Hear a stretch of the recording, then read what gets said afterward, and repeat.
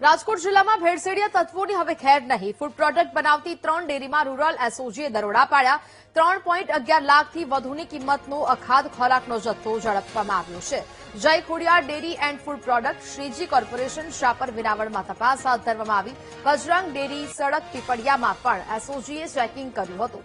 આ ત્રણેય ડેરીમાંથી શંકાસ્પદ માવો, એનાલોગ પનીર અને મીઠાઈનો જથ્થો ઝડપાયો છે। 1000 કિલોથી વધુ શંકાસ્પદ માવો ઝડપાતા કાર્યવાહી શરૂ કરવામાં આવી છે।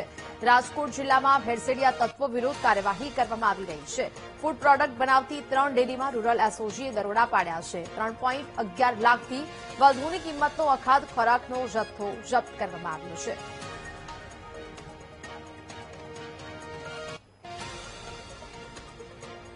સંવાદદાતા શનિ ફોન લાઈન પર જોડાયા છે। શનિ, રાજકોટ જિલ્લામાં ભેળસેળિયા તત્વો સામે કાર્યવાહી કરવામાં આવી રહી છે, શું વિગત? નેહા, જેટના વાત કરવામાં આવે, રાજકોટ રૂરલ એસઓજી અને જિલ્લાની ટીમે ફૂડ પ્રોડક્ટ બનાવતા 3 સ્થળે દરોડા પાડ્યા છે। જય ખોડિયાર ડેરી સાથે શ્રીજી કોર્પોરેશન, શાપર વેરાવળ, બજરંગ ડેરી, સડક પીપળિયા સાથે એસઓજીએ દરોડા પાડીને તપાસ હાથ ધરી છે।